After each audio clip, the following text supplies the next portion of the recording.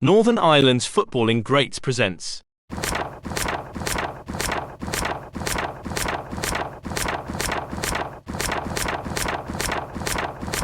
Northern Ireland's all-time 11s. Arsenal Football Club are one of the most successful teams in English football. They have held a place in the English top flight for over a century, a national record, have won 13 league titles, placing them third in the all-time standings, and their total of 14 FA Cup successes is another record. Founded in 1886 by munition workers as Dial Square, they adopted the name of Royal Arsenal a few weeks later. In 1893 they became Woolwich Arsenal when they turned professional, and were renamed again to simply The Arsenal when they moved from Woolwich to the Highbury area of North London. The nickname of the Gunners has remained from their earliest days. Among the international stars to have appeared for Arsenal are Wales's 1958 World Cup goalkeeper, Jack Kelsey, the Republic of Ireland's Liam Brady, England captain Tony Adams, Dutch master Dennis Bergkamp and French World Cup winner Thierry Henry. In the late 1970s, if you'd opened your Panini album, the first four men you would see would have been Arsenal's Northern Ireland contingent: Terry Neill, Pat Jennings, Pat Rice and Sammy Nelson. Nelson, Neill and Rice had played together a decade earlier. The first Irish international to play for the Gunners was halfback Pat Farrell, who joined from Glasgow Celtic in 1897, though he wouldn't earn his first cap until 1901 after he'd returned to Belfast with Distillery. In 1903, inside forward Tommy Shanks became the first active Woolwich Arsenal player to be capped by the IFA. As of the end of 2024, 15 players have been capped by the Irish FA while with Arsenal, collecting a total of 261 caps. For those of us who remember George Graham's team of the 1990s, it seems natural that most of these players are defenders. The 11. Goalkeeper Pat Jennings.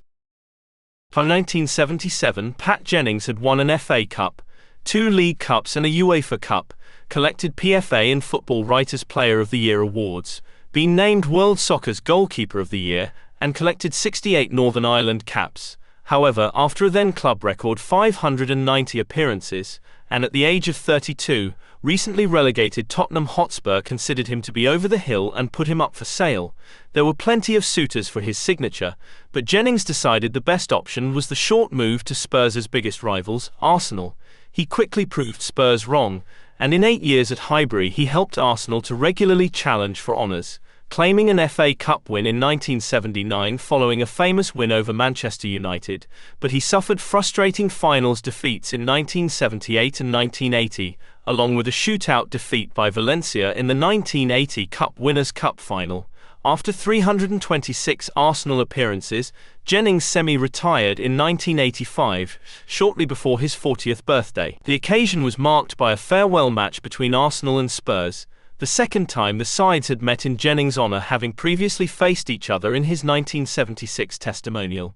To further prove there were no hard feelings, Jennings re-signed for Spurs, playing reserve team football through the 1985-86 season, as he kept himself in trim for Northern Ireland's 1986 World Cup campaign. He finally brought his career to a close in Mexico on his 41st birthday, 9 years after Spurs had considered him to be done. Right back Pat Rice. Born in Belfast, Pat Rice moved to London as a boy, growing up about a mile away from Highbury. He joined Arsenal as an apprentice, turning professional in 1966. The same year he won the FA Youth Cup. He made his first team debut in 1967, but it would be the 1970-71 season before he established himself in the first 11. And what a season it was! Arsenal pipped Leeds to the title by a single point, a last-day 1-0 win over Spurs confirming the win. 5 days later the double was wrapped up, as Liverpool were defeated in extra time of the FA Cup final. Rice remained Arsenal's regular right-back throughout the 70s, as the club initially continued to challenge for honours, finishing runners-up in the FA Cup in 1972, and in the league in 1973. By the mid-70s, however, they were struggling, and it was only after new boss Terry Neill appointed Rice as captain in 1976 that things began to turn around. Rice led the team to 3 consecutive FA Cup finals and a Cup Winners' Cup final in 1980, But ultimately the club won just one of those matches, the 1979 FA Cup, with a dramatic win over Manchester United. Rice lost his place at Arsenal at the start of the 1980-81 season, moving on to second division Watford. He helped the Hornets to promotion in 1982 and runners-up spot in the First Division in 1983. A regular for Northern Ireland from 1968 to 1979, Rice won a frustrating tally of 49 caps, missing out on the half-century due to a clash with Billy Bingham following his refusal to travel to Australia for an end-of-season tour in 1980. After retiring as a player in 1984, he returned to Arsenal as youth team coach, leading them to 2 Youth Cup wins. In 1996 he had a brief spell as caretaker manager, then served as Arsène Wenger's assistant until 2012, during which time the Gunners won 3 Premier League titles and 4 FA Cups. Left-back Sammy Nelson. Through his 12-year Arsenal career, Nelson is perhaps best remembered for bearing his backside. In a 1979 match against Coventry at Highbury he was having a bit of a nightmare, scoring a first-half own goal which drew the ire of the North Bank.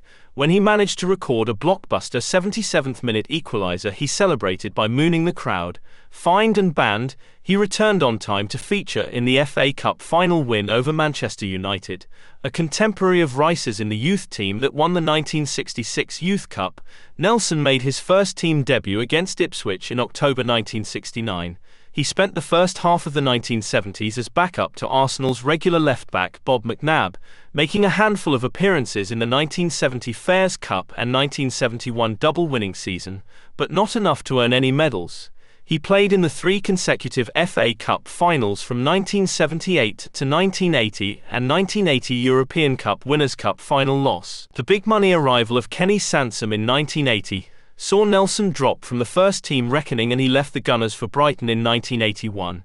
Nelson roomed with fullback partner Pat Rice for both club and country, but while Rice's career came to an abrupt end on the appointment of Billy Bingham, Nelson battled Mal Donaghy for the role of starting left-back, even when out of the Arsenal team. While Donaghy went to the 1982 World Cup in possession of the number 3 shirt, his sending off against Spain allowed Nelson to collect his 50th and 51st caps, allowing his international career to end on a high. Nelson retired in 1983, remaining at Brighton for a brief time as coach. He moved into the insurance industry and has led legend tours of the Emirates Stadium. Right back Jimmy McGill. With Pat Rice getting the right-back booth for the all-time Northern Ireland Arsenal 11, we'll have to slot Ted McGill in as a right-sided central defender. A £5,000 signing from Portadown in 1959, the 20-year-old established himself in the number 2 jersey after just a few months, and largely held on to it for the next 5 seasons. He displaced Dick Keith from the Northern Ireland team in 1961 and held his place for 5 years, winning 26 of a possible 30 caps from his debut against Greece until his final appearance against Mexico in 1966. A ball-playing defender, he lost his starting place at Arsenal in 1964, following the signing of England international Don Howe. McGill made just 1 appearance in the 1964-65 season, and made his final appearance in September 1965 in a 5-2 win over Corinthian Casuals in a revival of the Sheriff of London Charity Shield, claiming the only medal of his Arsenal career. He finished his playing days with a 2-year spell with Brighton. In 1969 McGill moved to coach in Denmark, taking charge of Viborg FF, Bold Club in 1909, Knaresford BK and 2 spells at Frederikshavn over a near 30-year period. He also worked as a teacher in northern Denmark before retiring to concentrate on his golf.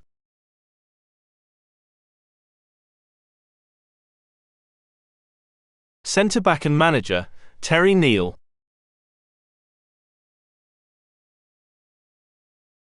Even though he was just 17 when signed by Arsenal, Terry Neill already had a wealth of Irish League experience with Bangor, as well as schools and youth caps. Not initially a regular at Highbury, he was highly respected for his leadership, captaining the side for the first time at just 20. At the same age he was also identified as Danny Blanchflower's long-term successor as Northern Ireland skipper. An Arsenal regular through the mid-60s under Billy Wright, his place again came under pressure following Bertie Mee's appointment in 1966. He came off the bench in the 1968 League Cup final defeat by Leeds, but wasn't involved in the following season's final loss to Swindon, or the 1970 Fairs Cup win over Anderlecht. In July 1970, aged just 28, he left Highbury behind to become player manager of Hull. He had served as chairman of the PFA from 1967 to 1970, relinquishing the role to Derek Dougan after he entered management. In 1971 he also took over as Northern Ireland player boss, and in 1973 he surpassed Blanche Flower as his country's most capped player, finishing with 59 caps. Neil returned to North London in 1974, when he surprisingly pipped Blanche Flower to the post of Spurs boss, but he returned to his spiritual home of Highbury in 1976, succeeding Bertie Mee in the Arsenal hot seat. At the age of 34, he remains Arsenal's youngest ever manager. Under Neil's stewardship, Arsenal regularly challenged for honours, but frustratingly often fell just short, with an FA Cup win in 1979 being sandwiched by final defeats in 1978 and 80, along with a loss in the Cup Winners' Cup decider. After a poor start to the 1983-84 season, Neil was dismissed, despite being tempted by an offer to return to playing with Bangor. His day-to-day involvement with football ended at the age of 41. He then ran a sports bar and worked in the media. Right half Billy Dixon.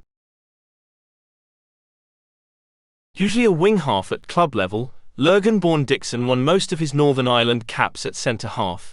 He began his career with hometown club Glenavon during the Second World War before transferring to Notts County in 1945. Seldom a regular for the Magpies in Division 3 South, he was a makeweight in the £20,000 transfer of Tommy Lawton from Chelsea in 1947, so suddenly finding himself with a Division 1 club. His first few 3 seasons at Stamford Bridge were blighted by a succession of misfortunes: a dislocated shoulder, appendicitis, a knee operation, and a slip disc saw him play just 6 first-team games. However, when clear of injuries, he established himself as a regular and earned him selection for the London 11 that faced Berlin at Highbury in 1953.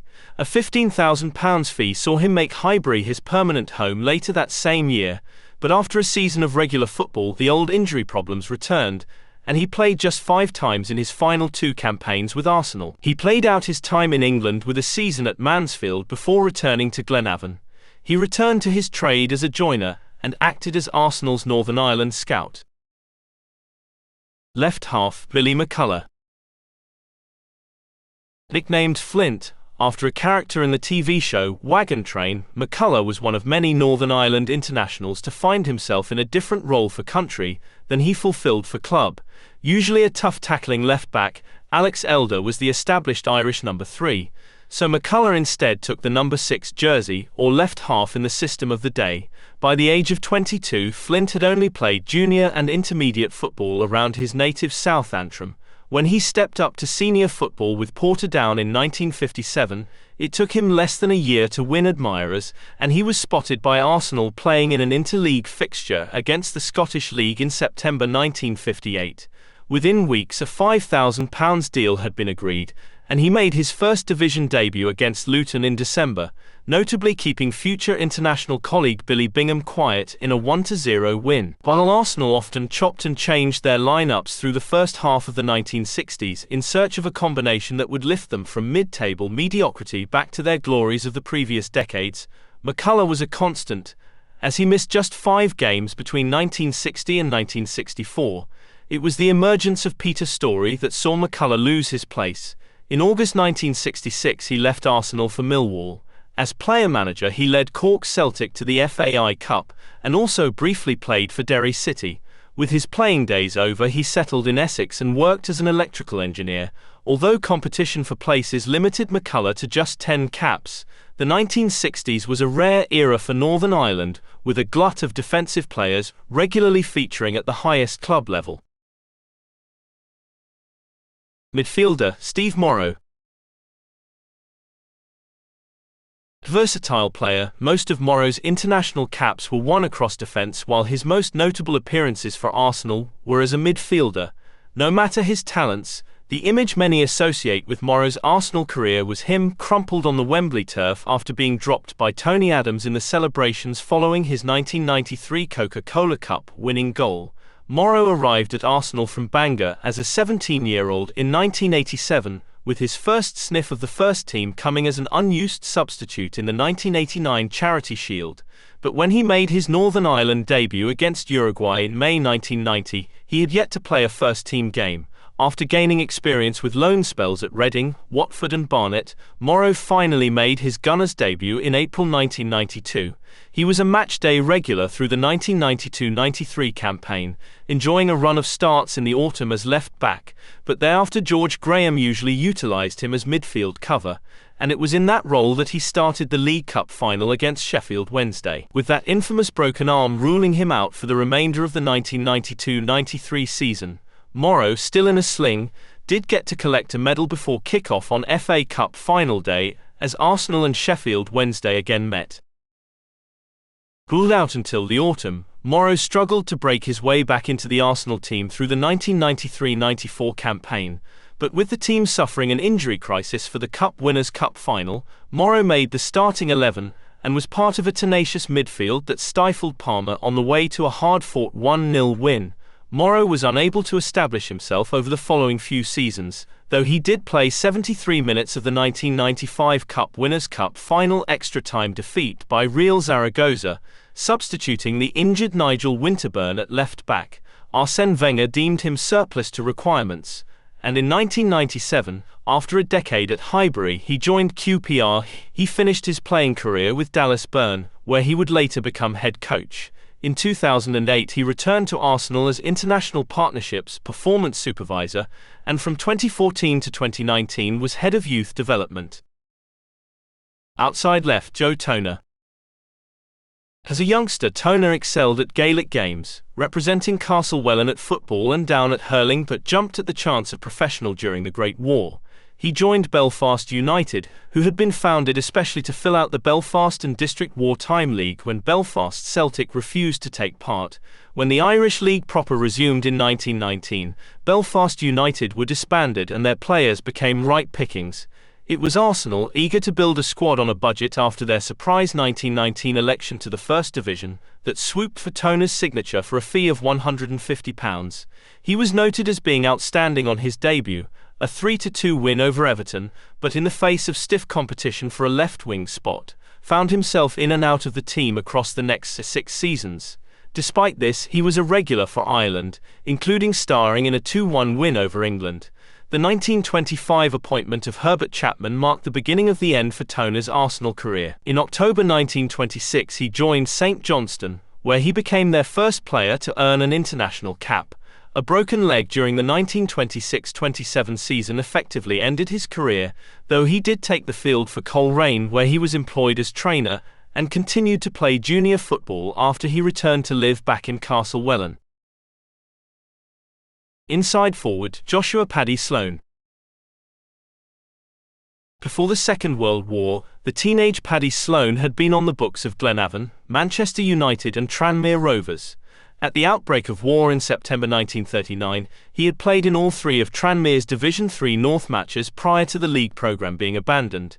During the war years he served in the RAF and built a reputation as a goal-scoring inside forward while guesting for the likes of New Brighton, Fulham, Bath City, Brentford, and Manchester United. He played at inside right in 2 of Ireland's post-war victory internationals in 1945 and 46, scoring in a 1-0 win over Wales. United were keen to re-sign him once league football returned in 1946, but he instead joined Arsenal. In the summer of 1946, the FAI's Era side undertook a mini-tour of Iberia, and for the first time they made a concerted effort to include northern-born players. Lurgan-born Sloan featured in a defeat by Portugal and scored the only goal in a 1-0 win over Spain. He was the Gunners' regular right half in 1946-47, and earned what would be his only official IFA cap in a 2-1 win over Wales in April 1947. He lost his club place after the signing of Scottish international Archie Macaulay, and played just 3 times as Arsenal won the title in 1948. After a brief stay at Sheffield United, he moved to Italy in the summer of 1948, becoming the first Irishman to feature in Serie A during spells with Brescia, AC Milan, Torino and Udinese. He returned to England in 1951 to play for Norwich, but his footballing journey would continue with coaching spells in Malta and Australia. He passed away in Melbourne in 1993. Inside forward Tom Shanks. Wexford native Tommy Shanks settled in Derby as a teenager in the 1890s, playing for several local teams before making it to the Football League with Derby County. In 1901, he moved to London with Southern League side Brentford, and it was after impressing in an FA Cup tie in December 1902 that Woolwich Arsenal looked to sign him. It took a fee of £200 plus Joe Connor, another Irishman, to take Shanks to the Manor Ground as the ambitious club sought to reach Division 1 for the first time. A third-place finish in 1903 wasn't quite enough, but it did earn Shanks an Ireland cap, making him the first Woolwich Arsenal player capped by Ireland. In that match, the Irish recorded their first ever win over Scotland. The following season they got off to a flying start with Shanks the star man. By the start of March he had scored 22 league goals, including 4 hat-tricks, but a late-season fall-off in form saw them scrape to promotion as runners-up to Preston, but just a point ahead of Manchester United. Arsenal's financial concerns meant Shanks didn't stick around for the First Division, instead returning to Brentford where he won his third and final cap. In 1908, he helped Leicester Fosse to promotion, again as Division 2 runners-up, and finally played First Division football. He finished his playing career with spells at Leyton and York City. Although his tally of just 3 caps appears ridiculously low, Shanks never tasted defeat on the international stage, a remarkable feat in an age where Ireland were usually happy to keep defeats within a respectable range. The reserves. Goalkeeper Jack McClelland. Another Lurgan man, McClelland came to the fore with Glenavon. He was capped for the first time within days of arriving at Arsenal in October 1960, and won 5 caps while an Arsenal player. He was largely backup in his 4 years at Highbury, but did make 33 appearances in 1962-63. He moved to Fulham in 1964 where he won his 6th and final cap. He won the FA Trophy with Barnet in 1972, but sadly died in 1976, aged just 35 from cancer. Defenders Colin Hill. London-born Hill came through the ranks at Arsenal, and at just 19 looked to have established himself as the starting right-back. His excellent performances through the 1983-84 season earned him the attentions of Billy Bingham, and he was called into the Northern Ireland squad. Before he could claim a cap, he fell behind big money signing Viv Anderson and new youth team graduates such as Tony Adams and Martin Keown. He was released in 1986, and after playing in Portugal and with Colchester, returned to the English upper tiers with Sheffield United and Leicester, winning 27 caps from 1990 to 1998. Daniel Ballard.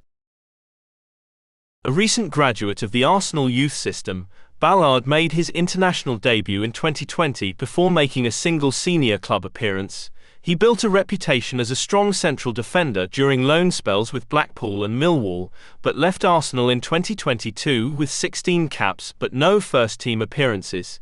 He has continued as a Northern Ireland regular while playing in the Championship with Sunderland. We've already looked at 2 fullback pairings, Rice and Nelson from the 1970s, and McGill and McCullough from the 60s, but the first defensive Irish Arsenal duo were from the 1920s, Alex Mackey and Andy Kennedy. Mackey arrived at Arsenal as a teenager in 1922, almost immediately establishing himself in the first team, and at 19 made his international debut in a 3-0 win over Wales. The Gunners were still struggling to establish themselves in the First Division after their surprise post-Great War election, and escaped relegation in 1924 and 1925 by the narrowest of margins. There was an astounding turnaround in 1925-26 under new manager Herbert Chapman as Arsenal finished runners-up to Chapman's former club Huddersfield. Mackey, however, found himself banished from the first team for the next 2 years, joining Portsmouth in 1928. In 1934, 11.5 years after his first cap, he finally won a second and third. He finished his playing days with Northampton in 1937. Kennedy also arrived at Arsenal in 1922, just months after Mackey. He had made his name with Glentoran during the war before playing in the second division with Crystal Palace. He quickly established himself in Arsenal's first division team, and made his Ireland debut in the same match as Mackey, against Wales in April 1923, winning his second and final cap the following year against England. He remained with Arsenal for much of the 1920s, and was part of the team famously defeated by Cardiff in the 1927 FA Cup final. He played a single game in a 2.5-year spell at Everton from 1928 to 1930, and finished his playing career with Tranmere. He remained on Merseyside after retiring, acting as Arsenal's scout in the northwest of England. Pat Farrell. Arsenal's first Irishman, Farrell arrived in Woolwich in 1897, having won all the major honours with Distillery in 1895-96, then spent a fruitless year with Glasgow Celtic. He split his time with Arsenal between the second division side and the reserves. A fleet-footed half-back, he left the Gunners behind after a year, moving to Brighton United in the Southern League. He returned to Distillery in 1900, and it was while there that he won his only 2 caps the following spring. Obviously quite taken with Sussex, he finished his career with Brighton and Hove Albion and lived out his days in Hove. Jimmy Hopkins. Another player more known for his time with Brighton than with Arsenal. Like Joe Toner, inside forward Jimmy Hopkins played with Belfast United during the Great War, joining the Exodus when the peacetime Irish League proper returned. He spent 4 seasons at Highbury, but played just 21 times and moved to Brighton in 1923. He won his only cap while at the Goldstone Ground, deputising for Billy Gillespie in a 1925 0-0 draw with England. He played out his league career in the Division 3 South before moving to Southern League Aldershot in 1929. Joe Connor. Born Michael Joseph O'Connor to a serving soldier based in Kings County, now County Offaly, Joe followed his father into the army, serving with Gordon Highlanders where he also learned his footballing trade. He began his career as a journeyman pro with West Brom in 1898, going on to Bristol City and Walsall before joining Woolwich Arsenal in 1902. He had a respectable goal-scoring record from inside right prior to joining the Gunners, but 2 goals in half a season at the Manor Ground saw him swapped for Brentford's Tom Shanks in December 1902.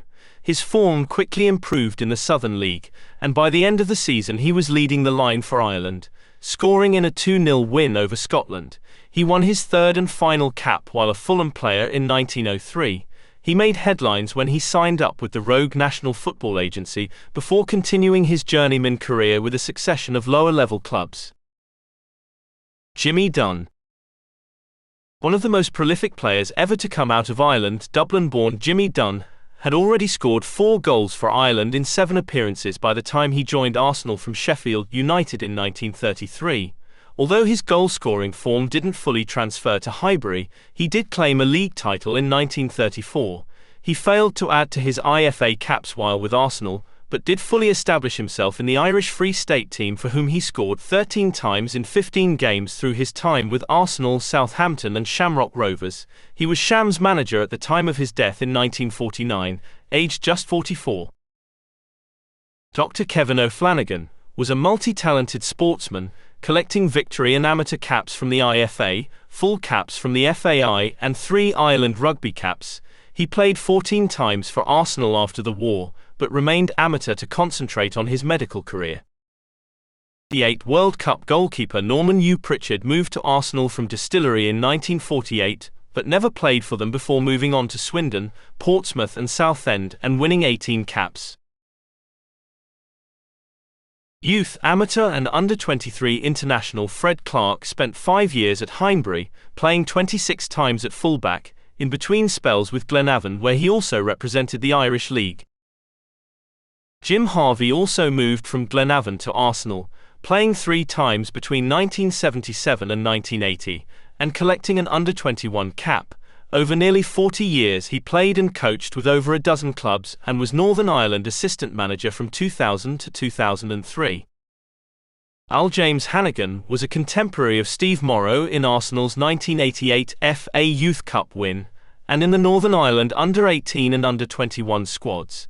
Against the weight of defensive talent, Hannigan was released in 1991, having never played for the first team, but he did have a lengthy career in non-league football.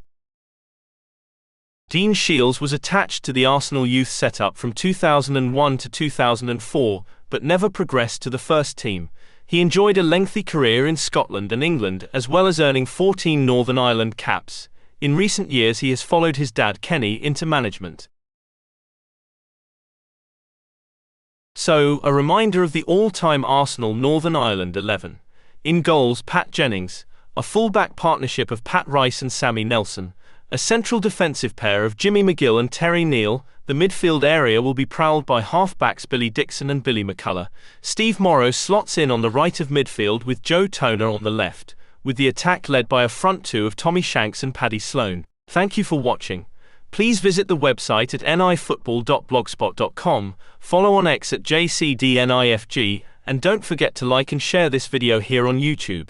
Your comments are very welcome. It would be great to hear your feedback and suggestions for future videos. Please do keep your comments respectful and look out for a new video soon.